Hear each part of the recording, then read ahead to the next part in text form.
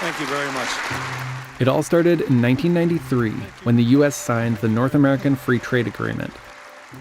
I believe we have made a decision now that will permit us to create an economic order in the world that will promote more growth, more equality, better preservation of the environment, and a greater possibility of world peace. It lifted an 83-year ban on avocado imports from Mexico. Americans went from eating about a pound of avocados a year in 1994 to more than 7 pounds of avocados in 2018. Imports from Mexico exploded in this same time period. Concerns of a massive trade war between the U.S. and two of its largest trade partners after President-elect Donald Trump said on his first day in office he will, quote, charge Mexico and Canada a 25% tariff on all products coming into the United States and its ridiculous open borders.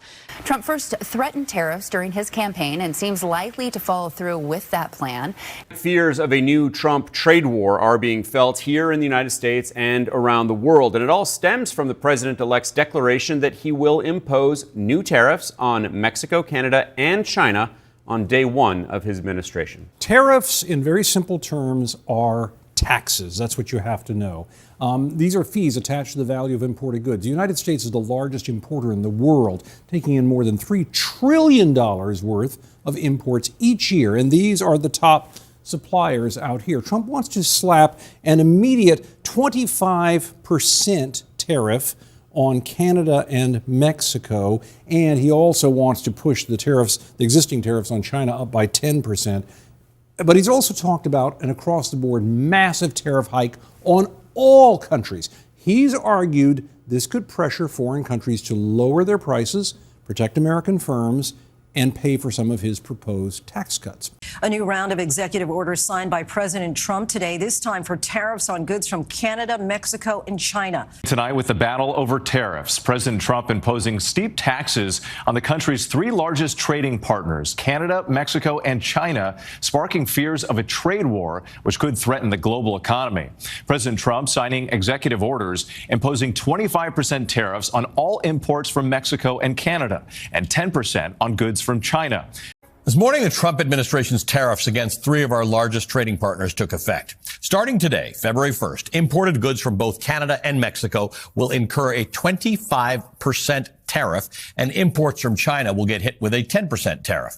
According to New York Times analysis, these tariffs could affect 40% of all U.S. imports, including everything from avocados to lumber to car parts to oil. Goods from Mexico, Canada, and China could become more expensive. President Trump said he's placing import tariffs on production from those countries. Mexican and Canadian imports will face 25% tariffs, and goods from China will face a 10% tariff. President Trump is actively weaponizing America's trading policy to serve national interests by making America first.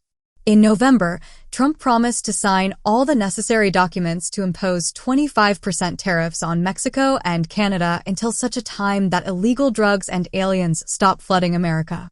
A trade war is brewing. We're going to tariff the hell out of them. The casualty, the American consumer. We're going to see higher prices. On his first day in office, President-elect Trump says he's putting a 25% tariff on all imports from Mexico and Canada. China will get hit with an additional 10% tax on top of existing tariffs. Mr. President, is there anything China, Canada, and Mexico can do tonight to forestall your implementation of tariffs tomorrow? No, nothing. Not right now, no. Not a negotiating tool? No, it's not. No, it's a pure economic. We have big deficits with, as you know, with all three of them. President Trump, during his first term, established the President's Commission on Combating Drug Addiction and the Opioid Crisis and declared the opioid crisis a public health emergency. That means it is a tremendous problem in our country, and we're going to get it taken care of as well as it can be taken care of, which hopefully will be better than any other country which also has these same problems or similar problems. Nobody is safe from this epidemic that threatens young and old, rich and poor, urban and rural communities. Everybody is threatened.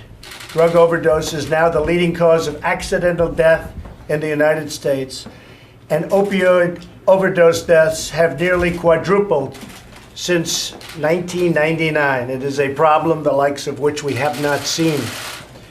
Meanwhile, federal drug prosecutions have gone down in recent years. We're going to be bringing them up and bringing them up rapidly.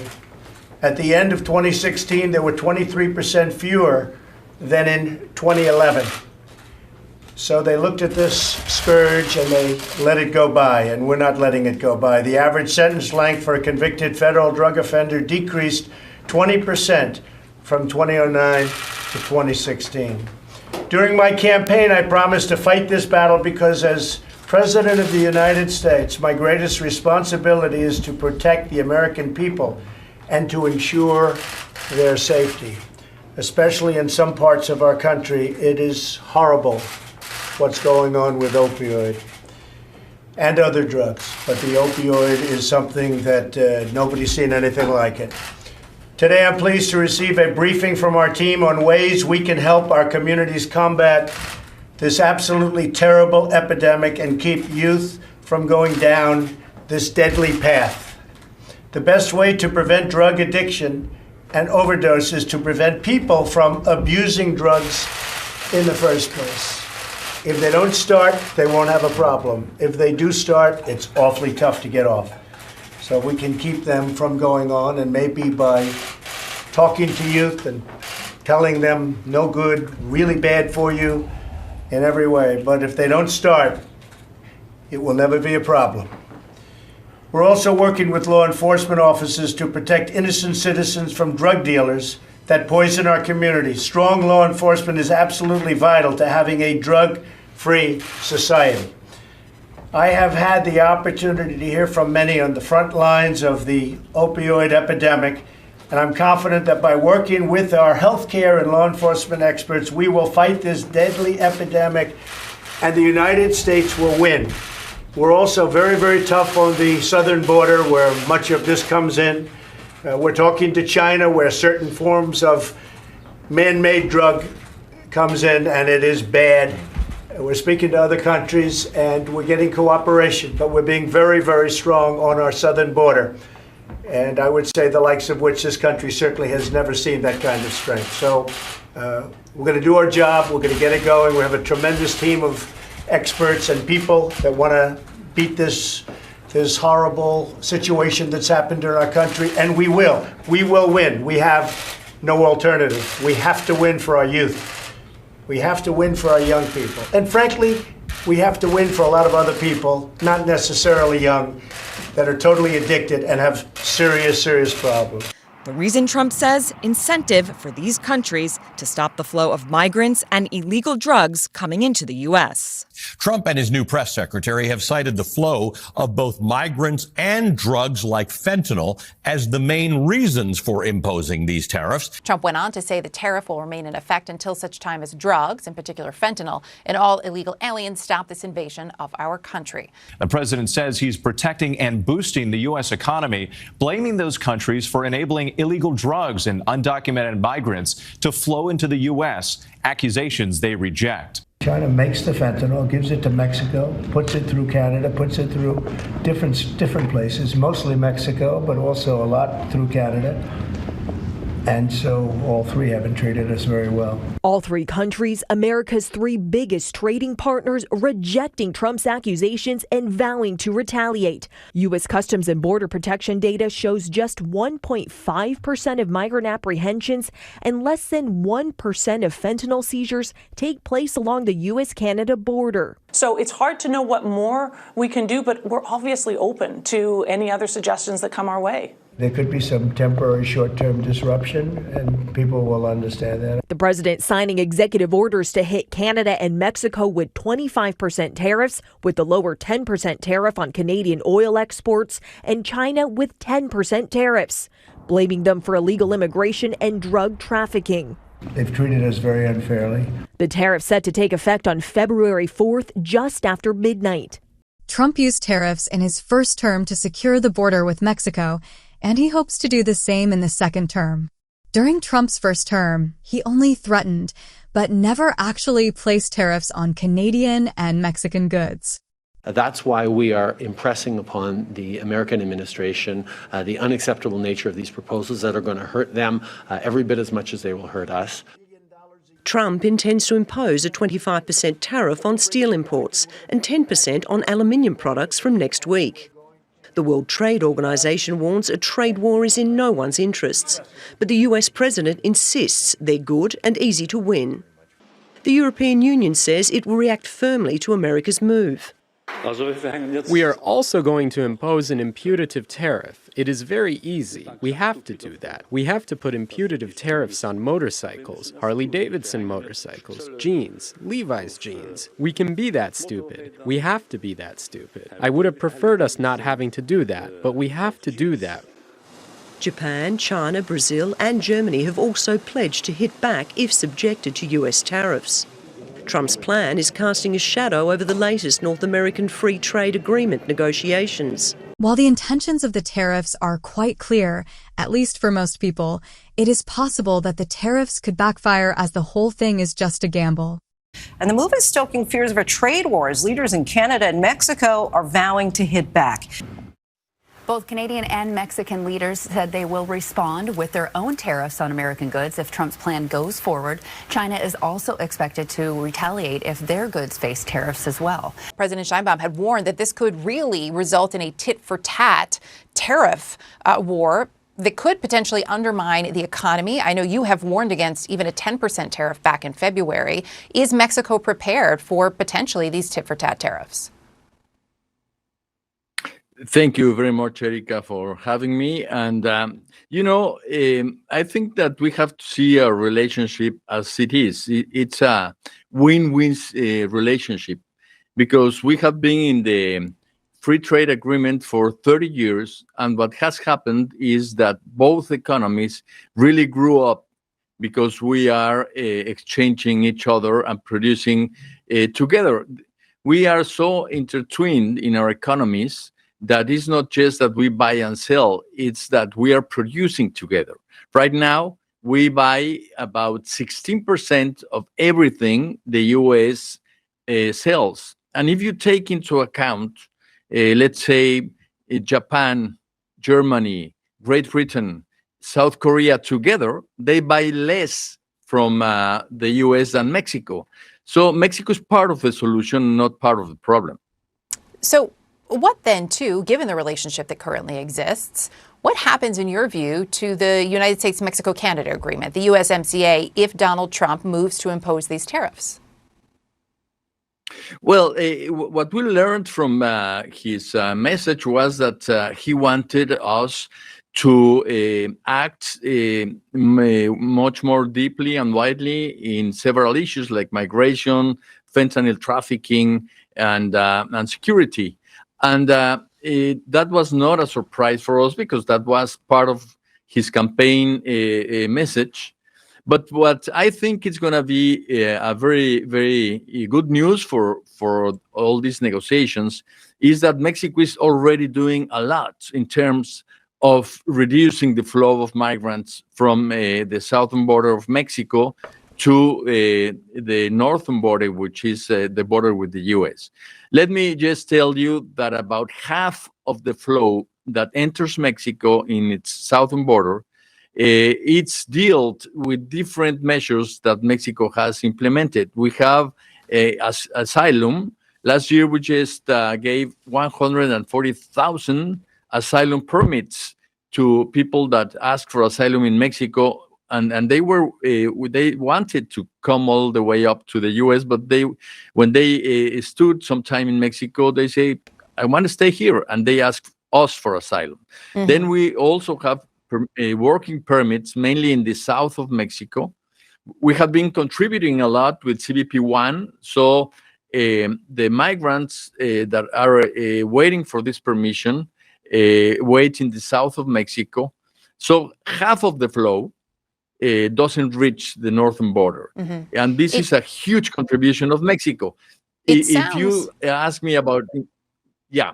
What I was going to say is, it sounds like as you're laying that out, right? And we heard from President Sheinbaum today, who said, look, dealing with migration and drug consumption, this is not the way to do it. What you're laying out there, though, sounds like, based on what we're hearing from the president-elect, that he doesn't see that as enough. So do you believe then that these tariffs are really just a negotiating point when it comes to migration, when it comes to the flow of drugs, or do you believe that they're a real threat? Well, I don't want to judge that. We want to take very seriously every message that we receive from President Trump or the government of the U.S. But sitting in a table, sitting in a dialogue, and having a deep conversation about facts and how much Mexico is really making these challenges and facing these challenges with a very, very important commitment. That's what I think that the new government will see, that our effort, our coordination with the U.S. is very, very important. Just to give you an idea, we deployed about 35,000 National Guard agents in order to deal with migratory issues, while the Border Patrol has about 19,500. So we have made also a huge investment in dealing with this issue, and I believe that would be recognized in the negotiating table. Mexican President Claudia Sheinbaum says she's still weighing her next move. Mexico's President Claudia Sheinbaum was vowing to respond with tariffs of her own. Mexican President Claudia Sheinbaum ordering retaliatory tariffs and slamming Trump's assertion that her government works with drug cartels as slander, saying if the United States wants to combat criminal groups that traffic drugs and generate violence, we must work together. Well, the fallout pretty much immediate. Mexico's President Claudia Sheinbaum responding to those threats in a letter to Donald Trump, writing, quote, "Neither threats nor tariffs will solve the issue of migration or drug consumption." Canada and Mexico vowing to make Americans share the pain. Canadian Prime Minister Justin Trudeau imposing 25% tariffs on more than $105 billion of U.S. goods. While Canada's Prime Minister Justin Trudeau says they're ready to strike back. If tariffs are implemented against Canada, we will respond. We won't relent until tariffs are removed, and of course, everything is and bourbon. But the strongest reaction from our ally to the north. Prime Minister Justin Trudeau says Canada will retaliate with 25% tariffs on $106 billion worth of American goods, calling on his citizens to buy Canadian. It might mean opting for Canadian rye over Kentucky bourbon, or foregoing Florida orange juice altogether. Liquor stores in several Canadian provinces already pulling American-made products from their shelves. Officials in Canada perplexed. Canadians voicing their displeasure, booing the Star-Spangled Banner at a hockey game. Not backing down, Mexico and China warning Trump to think twice about his pledge on new tariffs. The Chinese embassy saying, quote, "No one will win a trade war." The Chinese government denouncing the tariffs, which come on top of existing tariffs from Trump's first term, promising countermeasures and urging the U.S. to handle its own fentanyl issues objectively and rationally, without threatening other countries with tariffs. Before impacting Europe, it will impact the U.S. And as an economist, I don't believe in the set of policies that have been put forward. So I think the U.S. will suffer. Maybe not immediately, but at some point they will suffer because those policies are not coherent for economic growth. Immigration policy, tariffs, the issue on tax cuts, more debt in the US, someone has to finance that. And I don't know how a more closed economy will be able to deliver. But now let me get to Europe. Europe must listen to that, and that must play out in Europe as a wake-up call. We are always very comfortable sitting in the passenger seat. That's why we are so worried about decoupling. But decoupling doesn't exist if we manage a different economy. If we steer monetary policy and fiscal policy in Europe with the numbers for the European economy in mind, there will be no decoupling. So I'm going to quote Elvis Presley on that. I did it last week at London School of Economics. If the U.S. follows those policies, we can't go on together. So what does the tariffs backfiring look like? Well, they could increase the cost of living, essentially raising the cost of already costly commodities, shake an already rocky stock market, or kill American jobs in an already full-blown trade war. Electronics, computers, tablets, phones, cars, trucks, motorcycles, boats, cosmetics, pharmaceuticals, camping gear, clothes, toys, appliances, furniture. Let me put it this way. Wherever you are in this country, you're probably either touching or within arm's length of something that is imported or partially imported. That's just scratching the surface. Many items made in the U.S. rely on imported chemicals, plastics, and other raw materials or components, all of which would almost certainly be subject to Trump's most wide-ranging vision for these new tariffs or taxes. It's a political gamble, though, since many voters cited inflation as one of their top issues. Tariffs could trigger higher prices and potentially disrupt the energy, auto, lumber, and agricultural sectors. What all of this could mean for the price of groceries, from avocados to alcohol and the cost of a new car. Tonight, the United States on the brink of a trade war that threatens to hurt American consumers and upend the global economy. There could be some temporary short-term disruption. President Trump signing a trio of executive orders imposing 25% tariffs on imports from Mexico and Canada, with the lower 10% tariff on Canadian oil and gas and 10% tariffs on goods from China. Experts say American families could pay $830 more on average this year with those tariffs in place, with higher prices for fresh produce, alcohol, clothes, electronics, cars, and more. U.S. stock markets remain largely unfazed by that announcement from the president-elect. But we are hearing some real concern from the CEO of a trade group that represents dozens of major retailers, including Walmart, Nike, and DSW, saying, quote, such measures would place an unnecessary burden on American families when budgets are already stretched thin. I suspect we'll encounter some new headwinds that our industry will have to navigate. Mexico, Canada, and China are the United States' key trading partners. The U.S. imports the majority of cars and car parts from Mexico, so the price of your car could go up. America's top import from Canada is oil. The tariffs could send gas prices up 25 to 75 cents in some regions. And the U.S. imports a lot of electronics from China, in addition to sneakers, toys, sports equipment, and furniture.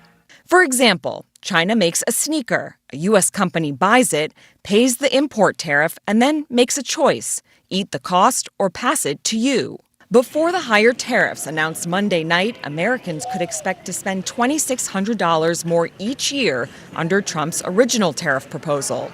Inflation is expected to rise by 1%. U.S. retailers like Steve Madden are already moving production out of China to beat the tariffs and keep prices low for U.S. consumers. Small businesses don't have that same option. There isn't really an easy solution beyond passing that cost onto consumers. Small businesses are very much uniquely challenged. I don't have the option of calling up Jamie Dimon at JP Morgan to do a bond offering to build a factory. And then there are retaliatory tariffs, which could also impact U.S. businesses who export to other countries. Mexico's president hinted at that very notion Tuesday. One tariff will be followed by another in response, and so on, until we put common businesses at risk. How much are these tariffs expected to impact the average American's wallet? You know, we have to see exactly how they really play out. We don't know, but let's look at one possibility here. Let's say you're thinking about a nice big $1,000 television for the holidays or something like that, but get past when this would be enacted after Trump's in office. If you added the 60% that Trump is talking about here, that he's touted as one of his potential targets for tariffs on China, that's what he would reach, that TV could then cost $1,600 if all of it went there. Trump says he will somehow make China eat that cost. Or maybe the American dealer you buy it from will swallow some of it. But experts say almost always consumers pay the price. And they estimate Trump's tariffs could cost, get ready for this, the typical American middle-class family an additional $2,600 per year. if it plays out that way. Again, we have to find out the details, Alex, but this could be a whopper for people out there who are looking for prices to go down. Critics have pointed out that grocery costs and prices in the auto industry will be affected the most. Tonight, President Trump imposing sweeping tariffs on America's biggest trading partners, a move that could upend global trade and raise prices at the grocery store and the gas pump. Americans are bracing for prices to rise at grocery stores and gas pumps across the country. The new measure, set to take effect on Tuesday, could raise prices for Americans at the grocery store and the gas pump. Trump insists that tariffs are necessary to strengthen the U.S. economy, accusing those countries of allowing undocumented migrants and illegal drugs to enter the U.S. Those tariffs on oil and gas could hike prices at the pump by as much as 70 cents per gallon. Groceries were a large part of the 2024 campaign as the prices soared under President Biden's administration.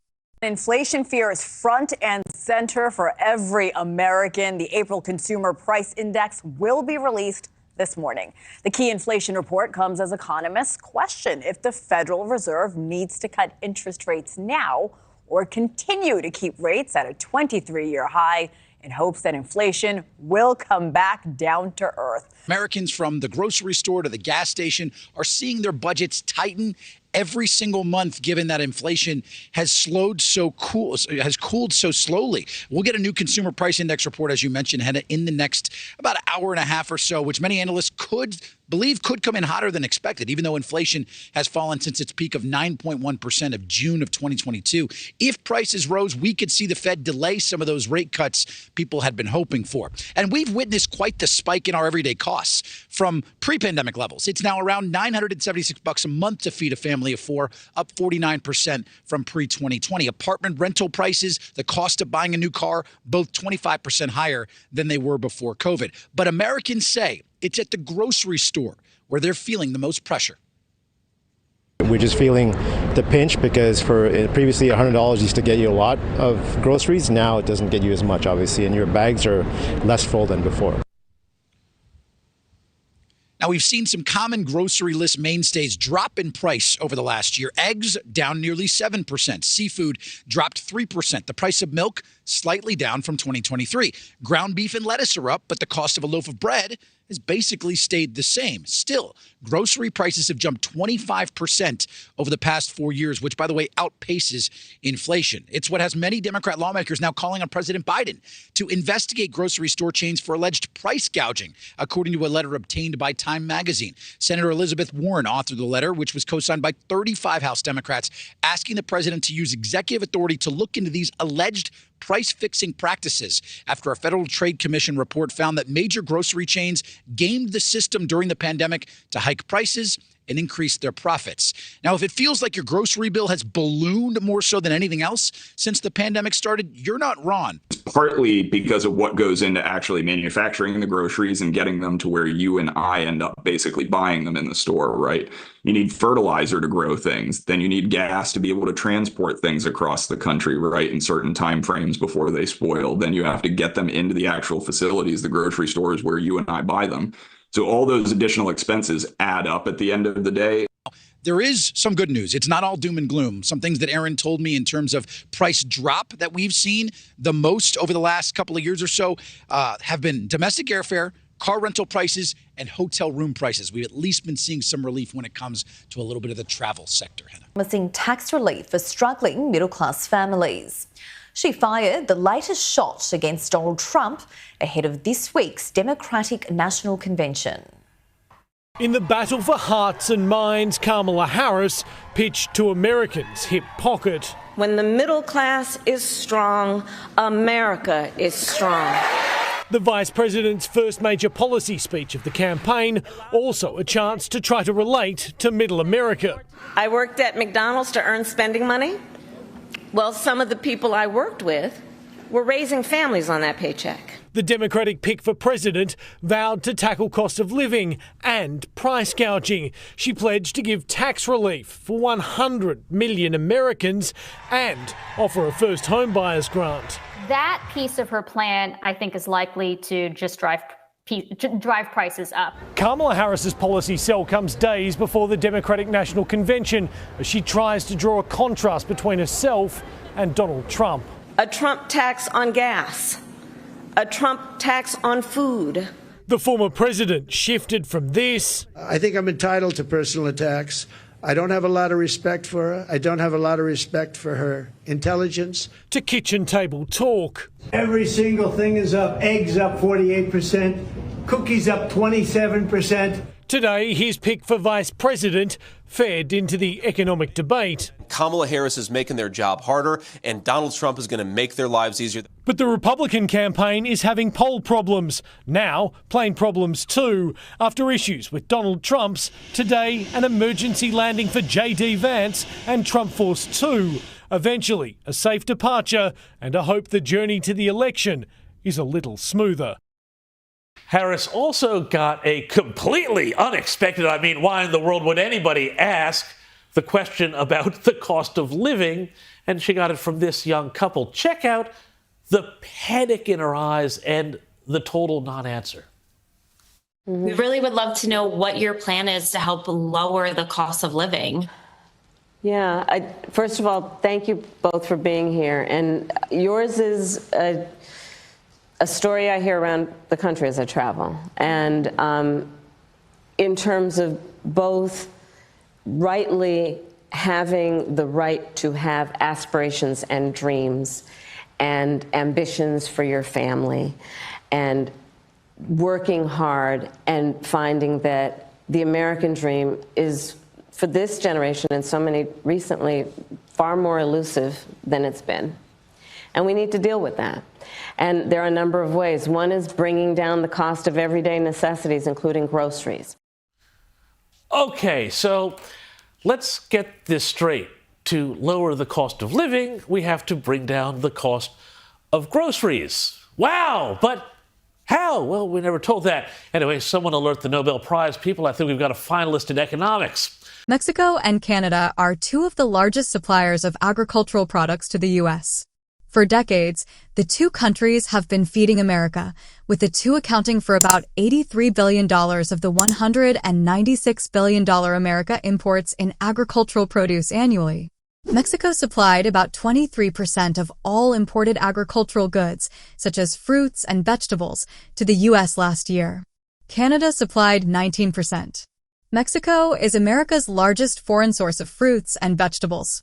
Canada is the leading foreign source of grains, livestock or meats, and sugar or tropical products. Canada and Mexico are the United States' first and third largest suppliers of agricultural products, averaging $30.9 billion and $25.5 billion in 2017 to 21, respectively. Mexico supplied the United States with 31% of imported horticultural products, including fruit, vegetables, and alcoholic beverages. Canada is also a source of horticultural products, as well as grains and meats.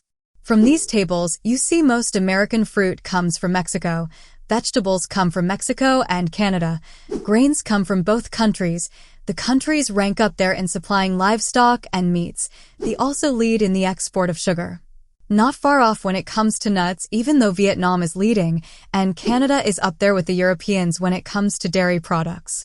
Basically, both countries aren't far off with their products' exports to the United States. According to the Department of Agriculture, imports of related products have increased over the last decade faster than exports have. Between 2013 and 2023, America's agricultural exports expanded at a compound annual rate of 2.1%, while the imports increased by 5.8%. The demand for imports has been informed by the strength of the dollar and consumer preferences. The value of U.S. agricultural exports, not adjusting for inflation, peaked in fiscal year 2022 before declining in 2023. Total exports were valued at $178.7 billion in 2023, a $17 billion decrease from 2022. Most of the reduction witnessed in American exports were related to grains and animal exports. Over half of Americans' imports were horticultural products, from fruits, vegetables, essential oils, and wines. The demand for horticultural products in America is associated with consumer desire, changing consumer preferences, and competitive foreign production. The top 5 markets for U.S. agricultural exports accounted for 64% of the total value of U.S. agricultural exports in fiscal year 2023. Exports to China were the largest share at $33.7 billion, followed by Mexico at $28.2 billion and Canada at $27.9 billion. The European Union trailed behind these numbers at $12.3 billion, slightly overtaking Japan at $12.2 billion. From 2017 to 2021, East Asia and North America combined to account for 60% of U.S. agricultural exports. East Asia, led by China, Japan, and South Korea, was the largest market with a collective 31% share. The top 3 commodity groups exported to East Asia include oilseeds, grains, and meats. The United States tends to export a higher share of non-manufactured products than manufactured products. Non-manufactured products include food grains such as rice and wheat, oilseeds, and tree nuts such as almonds. The United States exports a lower share of manufactured products, such as sweeteners, bakery products, and dairy products. The U.S. share of agricultural consumption sourced from imports tends to be higher for higher-value agricultural product groups. This higher share is due to numerous factors, including the relative competitiveness in production, seasonal availability, consumer preferences, and others. Sweeteners and processed sugar and confections are groups of products where the United States is reliant on imports. Also, climate change in America is credited for unfavorable weather conditions, a phenomenon that has increased reliance on countries like Mexico for agricultural produce. Record heat levels in America caused fruit to shrivel, thereby reducing the produce massively. The prices American consumers have to pay are higher, reflecting the growing cost of production for the farmer. Farmer Tom Peterson is having to truck water in so his cows have something to drink to stay alive. Under normal circumstances, they would drink from a local pond. But here's the problem. It's dried up. And on Peterson's soy fields, the crops might look healthy from a distance, but the roots of the plants that should be covered with wet mud instead have nothing. And like most farmers here, Peterson doesn't have access to man-made irrigation systems. He relies solely on rainfall. So whatever rain falls, that's the water you get. That's the water we get. And nothing else. No. And if no rain falls, that's the problem. That's the problem. That's the problem we had this spring. No rain fell. Nebraska is going through its worst drought since the 1950s. It's complicating harvest of corn and soybeans. So we kind of got what I would call double dip flash drought. So 2 separate periods of rapid intensification of drought. In a state that by some measurements is the 3rd largest agricultural exporting state in all of America. Some rain started falling a few weeks ago, staving off total crop loss. But an intense hailstorm destroyed many crops already fighting for survival. You might be wondering why it matters that there's a drought here in Nebraska. The answer is because what happens here in the agricultural heartland of America can directly affect food prices in various parts of the world. Whether you're talking about China, Mexico, South America, or Europe, all those markets are served by agriculture from this part of the country. Well, a new government report says man-made climate change is already wreaking havoc on the U.S., and it will only get worse in the coming decades. The report from 13 federal agencies warns of more destructive western wildfires, longer heat waves in the southeast, and more powerful Atlantic hurricanes. It says climate change could shrink the U.S. economy by hundreds of billions of dollars by the end of the century. It might seem a little bit odd to cover global warming while standing in a heavy coat, but here in the Midwest, the concern is not just about higher temperatures, but a large and costly increase in precipitation. What you're looking at here is a field of ruined soybeans, too wet to harvest. And the farmer you're about to meet says he's lost 20 acres this way, all a casualty, he says, of climate change. It's like chewing gum, they're just too wet. Jim Benham says he doesn't need a PhD to know that things have changed. When we have a rain event, we're not getting an inch, we're getting 2 and 3 and 4 inches. This year, many of his soybeans are too soggy to harvest. They'd turn to paste if he tried. And what's worse, the 67-year-old farmer says all this rain isn't just bad luck. He believes it's climate change. Doesn't take a scientist to know that you got a problem. That's what I'm experiencing. And scientists agree. In the fourth National Climate Assessment issued Friday, 13 federal agencies warn climate change will reduce Midwest agricultural productivity to levels of the 1980s. Andrew Light, one of the report's editors, says evidence humans are causing climate change is undeniable. The part of the country that's going to get worse fastest is actually the Midwest, which is the breadbasket of America. The rest of the country doesn't fare much better. The report says sea levels around the U.S. have risen about 9 inches. By 2090, rising seas could cause $118 billion in property damage every year. Heat waves now last more than 40 days longer than they did in the 1960s. By 2090, outdoor workers could lose $160 billion in wages from extreme heat. In 2015, wildfires burned more than 10 million acres. That's larger than the state of Maryland.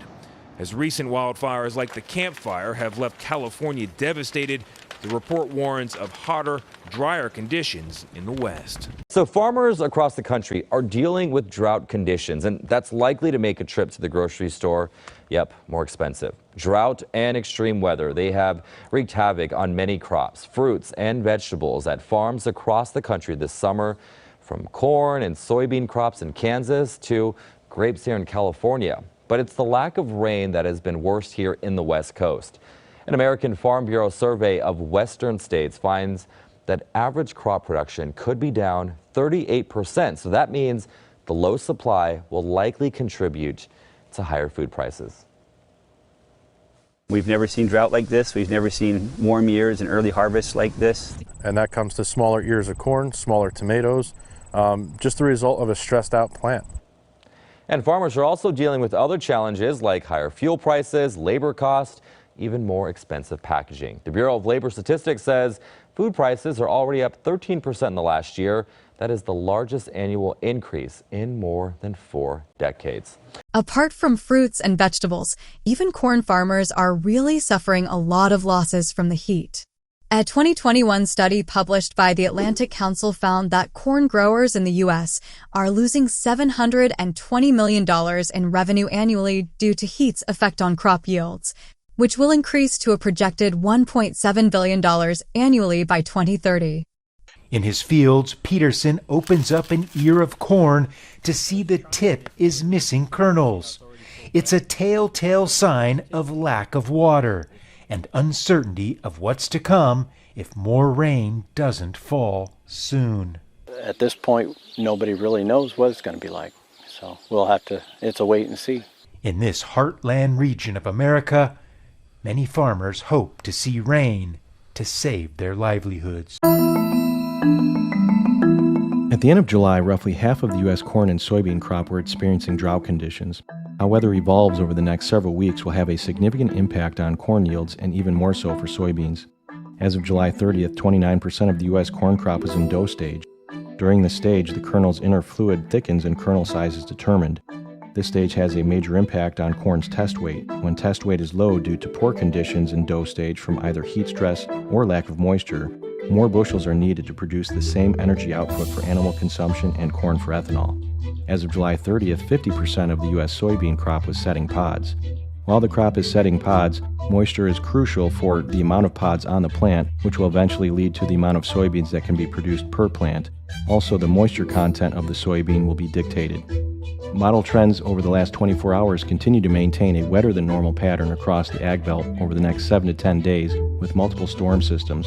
The jet stream remains active with widespread precipitation risk into the week 2 forecast, along with cooler temps.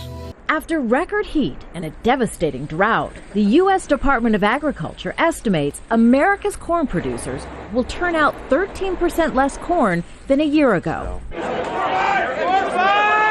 The downgrade in production is already driving up the price of corn on the Chicago Mercantile Exchange, where corn is one of its top trading commodities. But even with the worst drought in a half-century, the U.S. is on track to have its 8th best crop on record.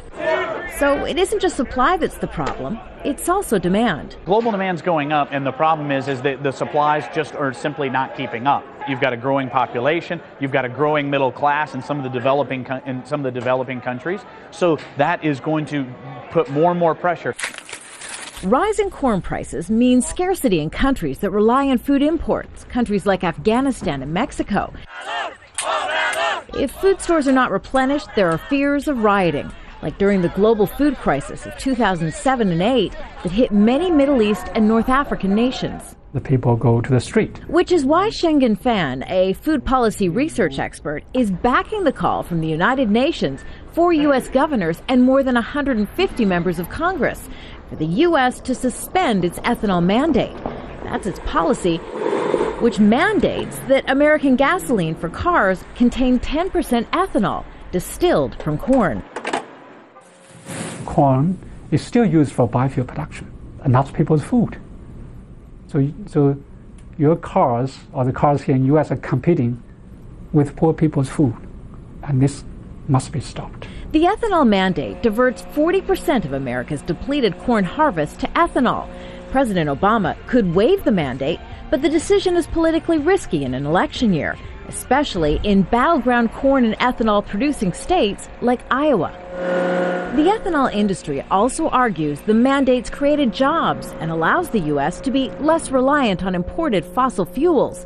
It may be one reason oil companies are also pushing for the ethanol mandate to be scrapped. There are people out there that want to undercut the ethanol industry because of the potential impact of their business, and I would say that the oil companies are one of those players.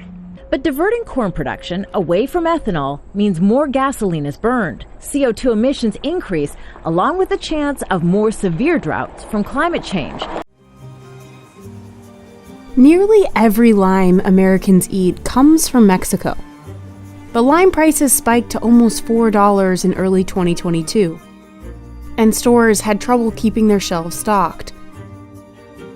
Droughts, extreme heat, and disease have hit farms across Mexico. La planta de limón es muy sensible al tema del clima. Siempre que hay cambios bruscos en el clima o fenómenos climáticos, siempre nos generan un estrés en la planta. Farmers in the state of Veracruz are holding on. This producer has done it by growing their limes on orange trees. We visited one farm to see how workers grow, pick, and process millions of limes in the face of an increasingly unpredictable environment. As Americans, we're used to having year-round access to just about anything, from tomatoes and strawberries to avocados. But not everything can grow here, and that comes at a cost. We're next to one of the biggest cities in the world, and that's where the crops should be grown. You know, they shouldn't be coming from the other side of the states or from over the ocean in a container that's sitting around and stuff. It should be, direct to the market. The number of farms and what they produce for human consumption have been on a steady decline over the past few decades in the U.S.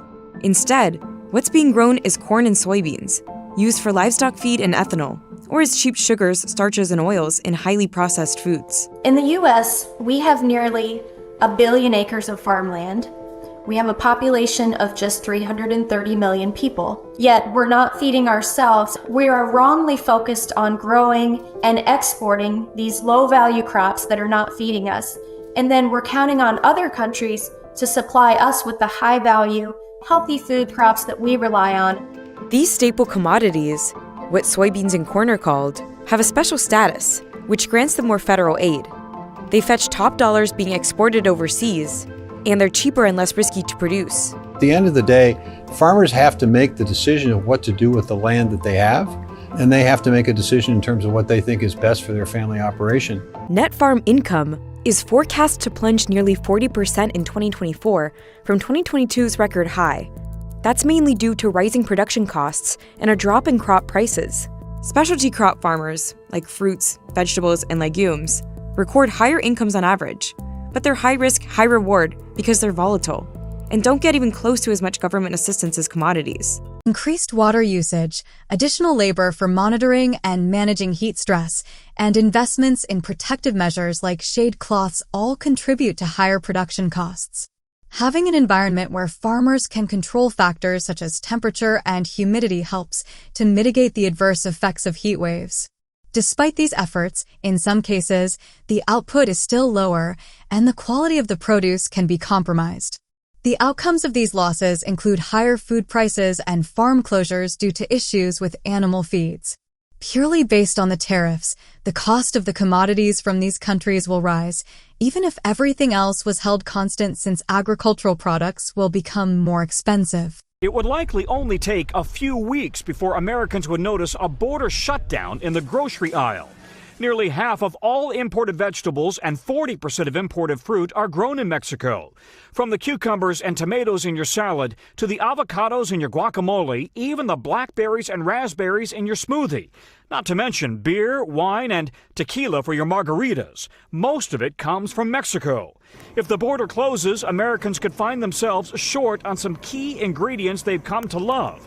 Avocados could be gone within 3 weeks. And because of the growing season, California would not be able to pick up the slack for another month or so. We might not even be able to find them. Number two, if we can find them, they're going to be very expensive. They could go up 2 to 3 times. America's appetite for made in Mexico has increased, with the country demanding fresh foods rather than processed foods. A complete border shutdown could mean no travel by car, bus, or foot. Bad news for U.S. border states that rely on the relationship with Mexico. Tonight, a lot is on the line with America's third largest trading partner. A lot of American businesses rely on their production facilities in Mexico. So what kind of impact are they looking at? Yeah, that's right. It's not just produce coming across the border. It's cars and electronics and plastics and medical supplies. We actually have a trade imbalance with Mexico. We import far more than we export. So if the U.S. shuts the border, both sides could pay a heavy price, and it's not just at the grocery store. As it pertains to jobs, higher input costs and retaliatory tariffs could adversely affect how businesses and consumers spend. Particularly, Trump's tariffs on Mexico, Canada, and China, along with those countries' retaliatory tariffs, could wipe out 1.5 percentage points from U.S. GDP in 2025 and another 2.1 percentage points in 2026. Steep tariff increases against U.S. trading partners could create a stagflationary shock, a negative economic hit combined with an inflationary impulse, while also triggering financial market volatility. According to some sources, car prices could go up by approximately $3,000 because of tariffs. Now, to Mexico. In 2023, we imported roughly $418 billion worth of goods, a little less than we buy from Canada.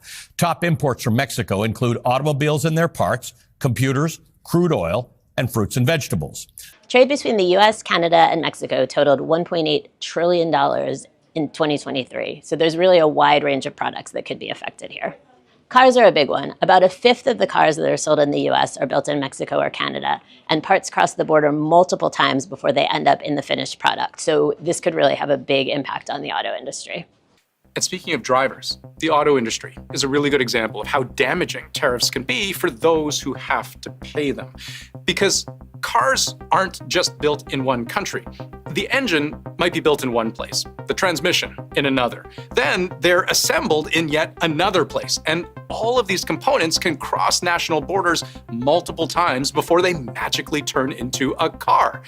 A tariff charges a tax every time they do. You say that the average car crosses the border 7 or 8 times, 8, 9 times over the course of its production. Trying to unwind that in a way that doesn't hurt American consumers is an incredibly difficult task.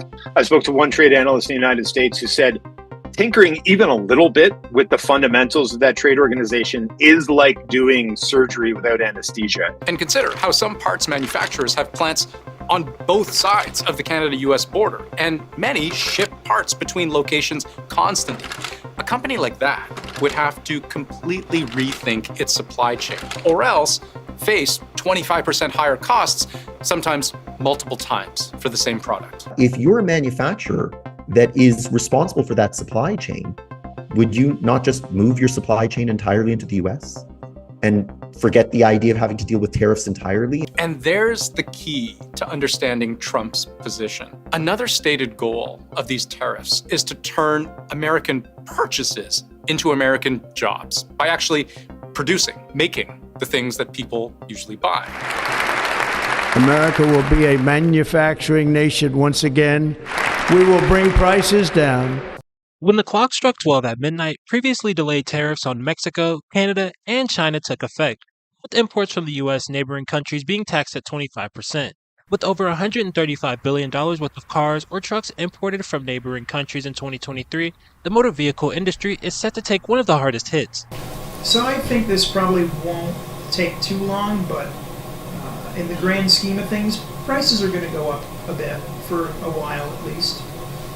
With nearly $92 billion in car auto parts imported between Canada and Mexico here to the U.S., car repair services could look different in the near future for those looking to buy new. A lot of your dealer parts and a lot of your brand new parts are in the aftermarket field, are going to be international. What the people who are comfortable still buying a used part or maybe getting something out of a junkyard, those folks are not going to really see any change. How much is a car going to cost in the United States after these tariffs have been pushed through? How much more is a car going to cost? The estimates here are a little bit all over the place, but just yesterday, our Keith Naughton in the Detroit Bureau reported on a recent study done by Anderson Economic Group, which is a group based in Michigan that regularly does these sort of economic impact studies. Roughly $4,000 for a crossover SUV, and the incremental cost to build that would be passed on to the consumer. In this study, one of the electric vehicles looked at estimated about a $12,000 increase. So this is, of course, already a situation where we've seen a pretty dramatic run-up in prices for vehicles in the U.S. already, where we're approaching, on average, it costs you $50,000 to buy a new vehicle. So this is sort of the last thing that the consumer is looking for, I would suspect. Across the market, that there's going to be some real sort of resistance to these increased prices. So that's the impact on the US consumer. You're looking, though, at the impact on the European automakers this morning. Just talk us through why that's happening. Yeah, I mean, I think this is not going to be necessarily a situation where there are any winners, right? There's even Ford, where you have a situation where this is the automaker that employs the most U.S. workers, that has the most U.S. production. Their CEO just a few weeks ago was talking about the idea that these tariffs would blow a hole in the American auto industry. Alluding to the idea that Trump has talked about wanting to look out for the American auto industry, and instead what we've gotten is a lot of costs and a lot of worries, a lot of reasons for concern. So this is a situation where Stellantis has quite a bit of production both in Canada and Mexico. Virtually the whole industry over the last decade and a half has gone into Mexico because of the lower cost production. And so this is going to be sort of, widely felt because of the interconnectedness of the supply chain. Canada being the largest source of foreign oil has resulted in the American oil industry pleading with White House to shield crude oil from the tariffs. Tariffs on oil could increase gas prices in the Great Lakes, Midwest, and the Rockies, a phenomenon that has led to imposing 10% tariffs on oil as opposed to the full 25%. Americans are also likely to see higher gas prices because Canada is by far America's biggest supplier of crude oil. In 2023, the United States imported roughly $475 billion worth of goods from Canada. Our top import from Canada is, far and away, crude oil. After that, top categories include automobiles and car parts, machinery like nuclear reactors, and materials like plastics, wood, metals, and a lot of minerals. With 2 drill sites in Western Canada, Surge Energy is a smaller player in the oil and gas industry. So it's been trying to insulate from tariffs by selling its oil before they take effect. We're nicely locked in for the first half of this year at those low differentials. So, like many in the industry, Surge's CEO had hoped Canadian energy exports would escape unscathed. But the U.S. president says tariffs on oil are happening in just a few weeks at 10% instead of the broader 25%. Having tariffs is never a good thing, right? Like, this will have a huge blow to Canadians and our economy. The 4th largest producer of oil and gas in the world, Canada exports 97% of its resource to the U.S. 60% of oil and gas that goes into the United States comes from Canada. Canada is dependent on U.S. consumers, But the U.S. needs Canadian oil too. The refineries will have to jack up prices if tariffs go on that oil. It could be 50 or 75 cents a barrel, and particularly the Midwest refineries in Minnesota and Illinois and some of those swing states would be most likely to increase prices. It's why even American lobby groups like the American Petroleum Institute have been calling for the U.S. president to leave oil out of its tariff plans. Dropping energy tariffs to 10% may feel like a modest win, but it won't go far to counter the country's economic pain. The Alberta oil and gas sector is not strong enough, big enough relative to the size of the Canadian economy as a whole, that even if the oil and gas continues to flow, that it's going to save Canada from a recession. Ottawa has said that when it comes to countermeasures, everything remains on the table. And because of its potential impact on the U.S. economy, including oil in Canada's response, may be a tool too powerful to ignore. The question was, should oil and gas and other energy be part of our response to the Americans? The reality is putting Canadian tariffs on American energy wouldn't do very much because they buy a hell of a lot more oil and gas from us than we do from them. In fact, our entire trade surplus with the Americans is the result of oil and gas. When President Trump complains about America's trade deficit with Canada,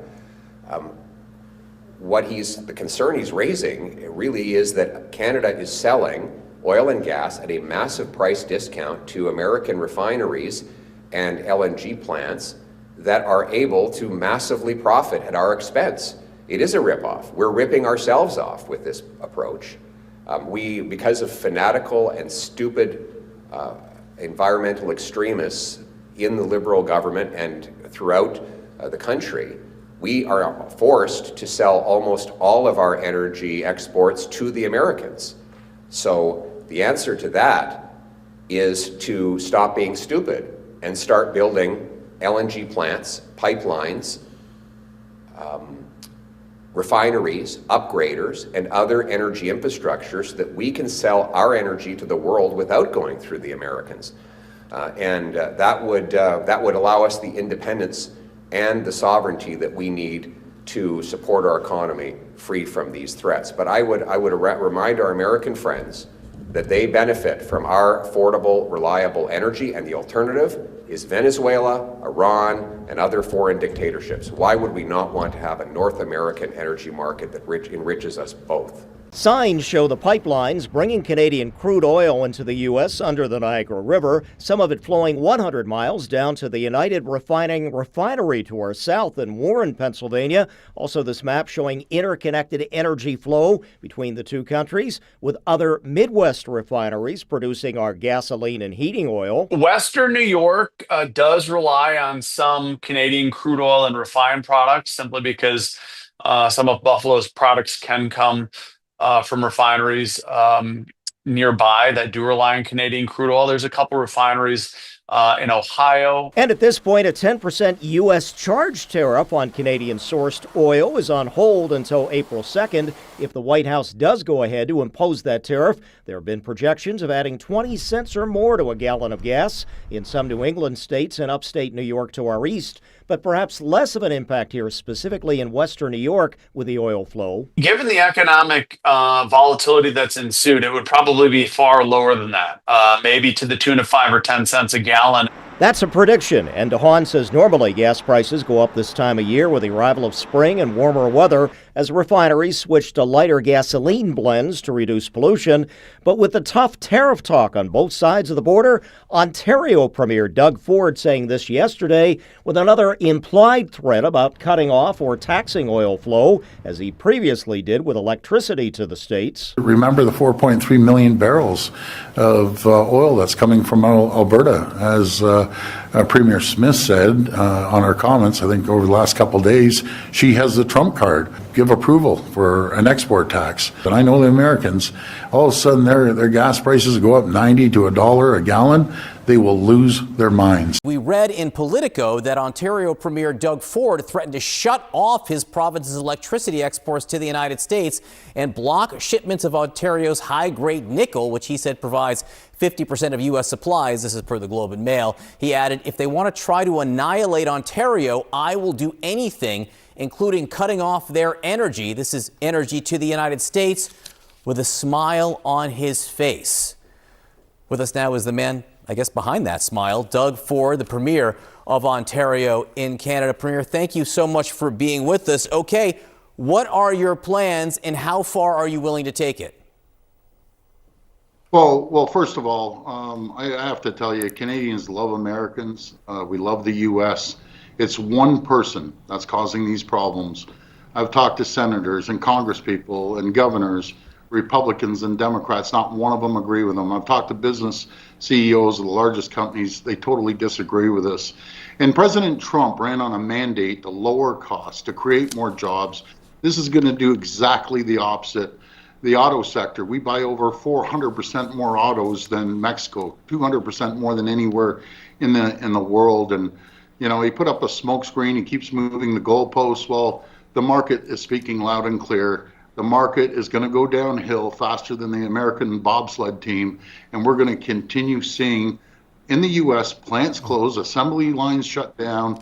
In the auto sector, they may last 5, maybe 8 days before the parts that go back and forth across the border 8 times. This is unnecessary, and we do have to retaliate. And I apologize to the American people. It's not you.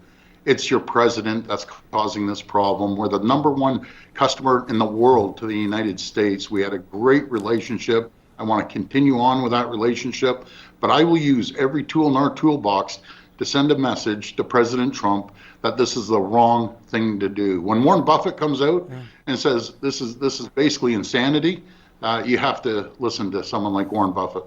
So some of the thinking inside the administration goes something along the lines of, in the United States, we can withstand more pain than you can in Canada.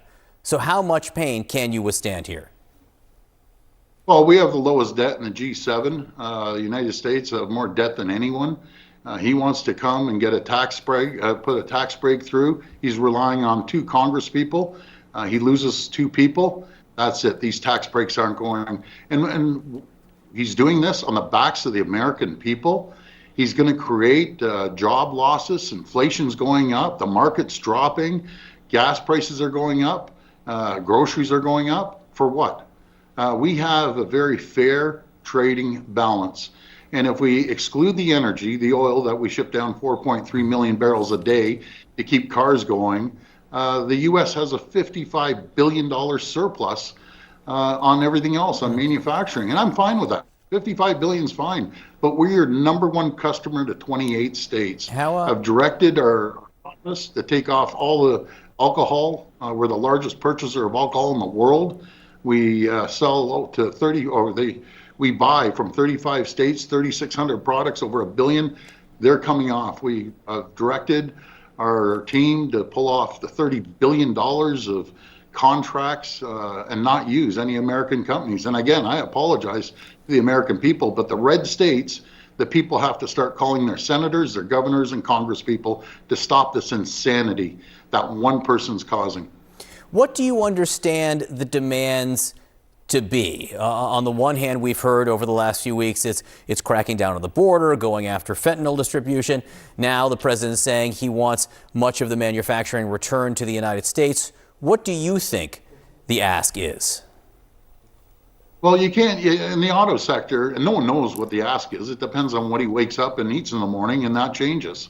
The auto sector, you can't unscramble an egg that's been made since the 1960s in the auto pack and expect plants to just open up. We buy as many cars as we sell down to the U.S. It's been working. It's a great system that we have right now with all the auto sectors, but it'll only last 8 to maybe 10 days at the max, and then you're going to see auto plants being shut down. I wish we knew what the president wanted. We need to sit down and move forward on the USMCA and put this behind us.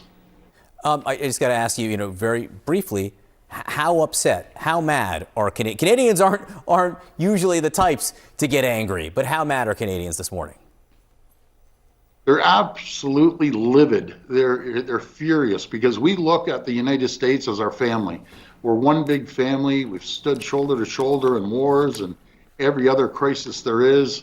We love the American people, but unfortunately, the president has gone sideways on ourselves. And you know, we power, Ontario powers 1.5 million homes and businesses in New York, in Michigan, in Minnesota. I've talked to all three governors.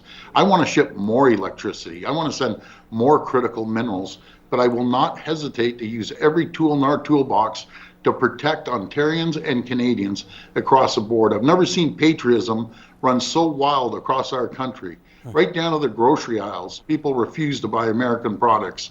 This is not right. We love America, we love the people, and the president needs to be stopped.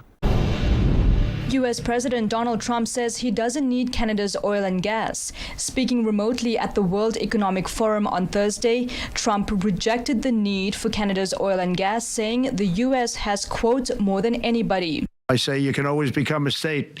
And if you're a state, we won't have a deficit. We won't have to tariff you, et cetera, et cetera. But Canada has been very tough to deal with over the years. And it's not fair that we should have a $200 billion or $250 billion deficit. We don't need them to make our cars, and they make a lot of them. We don't need their lumber because we have our own forests, et cetera, et cetera. We don't need their oil and gas. We have more than anybody. In response, Alberta's Premier's office issued a statement saying Premier Danielle Smith's message on tariffs has not changed, saying, quote, U.S. tariffs will hurt American and Canadian consumers and should be focused on developing our trade relationship through diplomacy. Energy companies in Canada voicing their concerns following the threat of a 25% tariff on Canadian goods proposed by U.S. President-elect Donald Trump. The groups are hoping for federal and provincial policymakers to develop solutions with Canada's oil and natural gas industry in hopes to mitigate the risk of U.S. tariffs. Let's go back to that chart showing the drop in American GDP. For whatever hit their economy takes, the Canadian and Mexican economies are projected to get hit 5-10 times as hard. Because a country like Canada relies much more on the U.S. than the U.S. relies on Canada. 78% of our exports go to the United States. So if those exports are suddenly 25% more expensive, then Americans aren't going to buy them. Or they may buy what they need, but they're going to buy significantly less. So there are some estimates that believe Canada will fare even worse than the scenario I just showed you. That even a more modest 10% tariff would cause Canadian GDP to fall more than 2 percentage points, which maybe doesn't sound like a lot, but on $2 trillion of GDP, 2% is $40 billion. That's more than what Canada has typically spent annually on its entire national defense budget. Up the tariff to 25%, and the damage gets even worse. Weaponized uncertainty instills fear into foreign investors, and it also instills fear into Canadian companies that maybe I need to move that plant expansion to the other side of the border. And this is where we really start entering into wildly speculative, uncharted waters. Because while cars are Canada's number 2 export to the United States, you know what the number 1 export is? Oil. The US produces more crude oil than any other country in the world, around 13 million barrels a day. But for its own citizens, it needs more than that, about 20 million barrels a day. Canada produces exactly the kind of heavy crude that American refineries are set up to process, to turn into actually useful things like gas, diesel, jet fuel. So the US buys the majority, around 60% of the additional crude oil it needs from Canada. Sourcing this oil from Iraq, Iran, Venezuela, that is politically, economically, and logistically far more difficult. A 25% tariff would hurt Americans. But if Canada retaliates hard and takes the so-called nuclear option, slapping down its own export tariffs on Canadian oil or banning its export to the United States entirely, The Americans have a cushion. If we have to cut oil what do we do with the oil? You've taken 90% of Alberta's exports go to the U.S. So again, you're going to wreck the Alberta economy. You're going to impose all those costs within Alberta. And for what? Bottom line, trade wars are messy. Hitting Canada and Mexico potentially raises the risk of supply chain chaos in the North American economy, which America also relies on. Apart from food, Mexico and Canada are some of America's biggest trading partners, with America importing $467 billion and $337 billion worth of goods from the two countries, together with China, making up three of America's biggest trading partners. These are some of the other trading partners, and you can just see the amounts they trade to put it into context for you. It is unclear whether tariffs will affect these products. The president hinted on the tariffs targeting specific industries, especially steel and pharmaceuticals. When America's national security was threatened by a global oversupply of steel and aluminum, President Trump swiftly used tariffs to restrict the import of the said goods. Today, I'm defending America's national security by placing tariffs on foreign imports of steel and aluminum. We will have a 25% tariff on foreign steel and a 10% tariff on foreign aluminum when the product comes across our borders. Due to the unique nature of our relationship with Canada and Mexico, we're negotiating right now NAFTA, and we're going to hold off the tariff on those two countries to see whether or not we're able to make the deal on NAFTA. National security, very important aspect of that deal. And if we're making the deal on NAFTA, this will figure into the deal, and we won't have the tariffs on Canada or Mexico. If we don't make the deal on NAFTA, President Trump and his supporters rightly argue that tariffs in his first term did not cause significant inflation, but the naysayers suggest these tariffs are different from those implemented during the first term. The tariffs from Trump's first term amounted to around $380 billion worth of foreign goods, but this round of tariffs hit $1.4 trillion in imported goods. While on the campaign trail, the president-elect made a number of promises regarding tariffs on foreign-made goods. Specifically, Trump said as recently as November 4th that there would be tariffs of at least 25%, which could rise to as high as 100%, on goods made in Mexico. Previously, he has said that goods made in China could be hit with a 60% tariff, while anything manufactured abroad could have a blanket 20% tariff.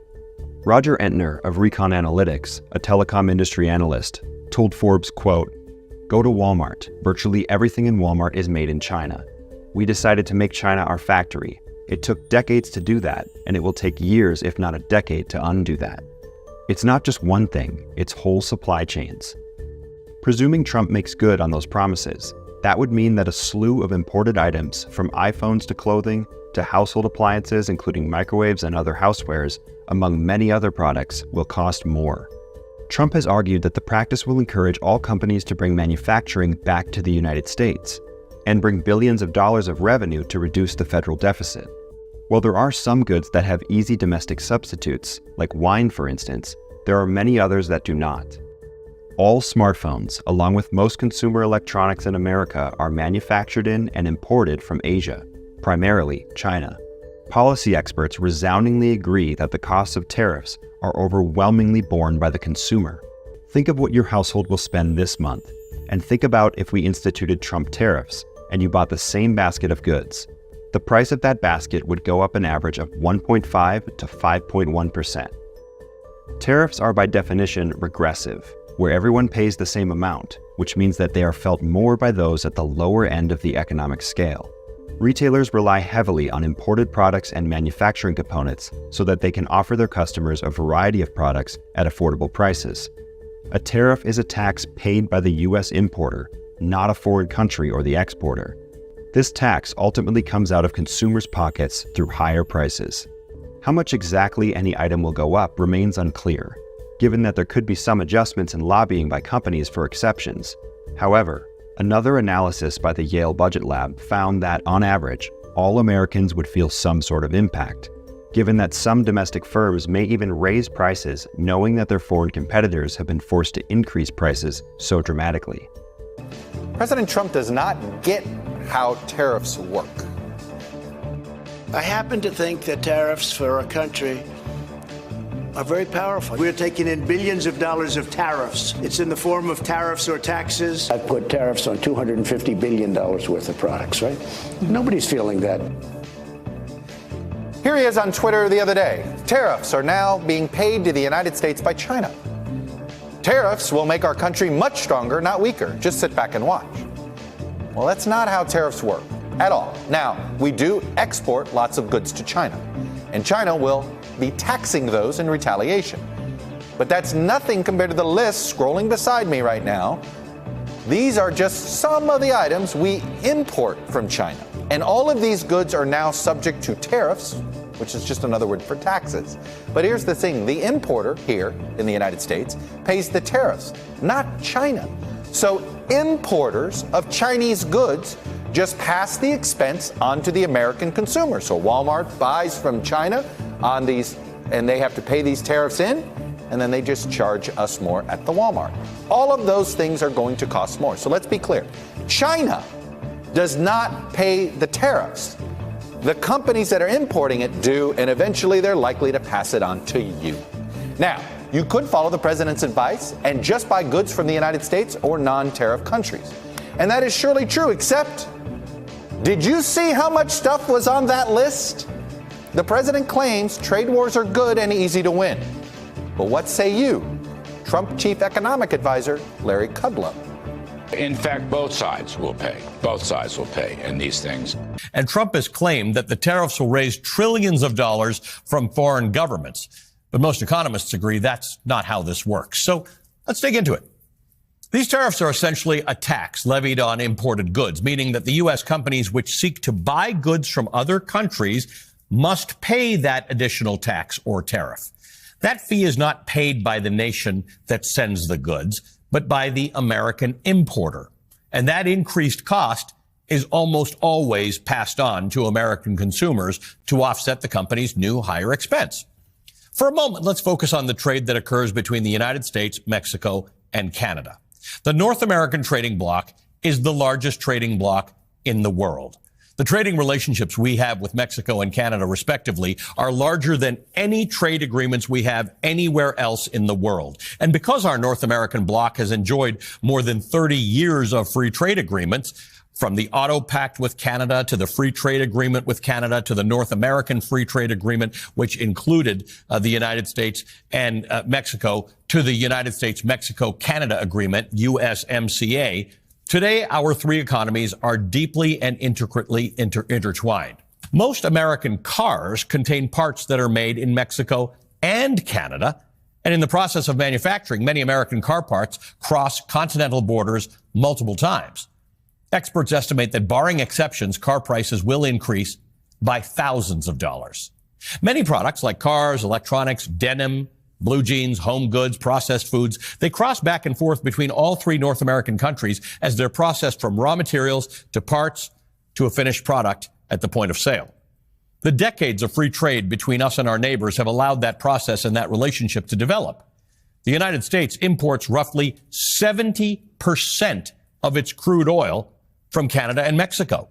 And though Trump has indicated that there may be a 10% tariff on petroleum products instead of the 25% tariff being applied to the other sectors, the Council on Foreign Relations suggests that American consumers can expect to see gas prices rise at least 50. Raised tariffs on $200 billion worth of Chinese goods from 10% to 25%. And if you're wondering how this could impact you, one trade group estimates the tariffs could cost the average American family around $767 a year. It's everything from furniture to shampoo to some clothing to some fruits and nuts, bed sheets, what else? Electronics, handbags. So there's a lot of different parts of this that parts of the economy that are impacted by this. And of course, what we are expecting is now that this increase has gone into effect, they're still talking, so there's still negotiations going on today, but the Chinese are also likely to retaliate. Remember that our U.S.-based farmers have really taken a hit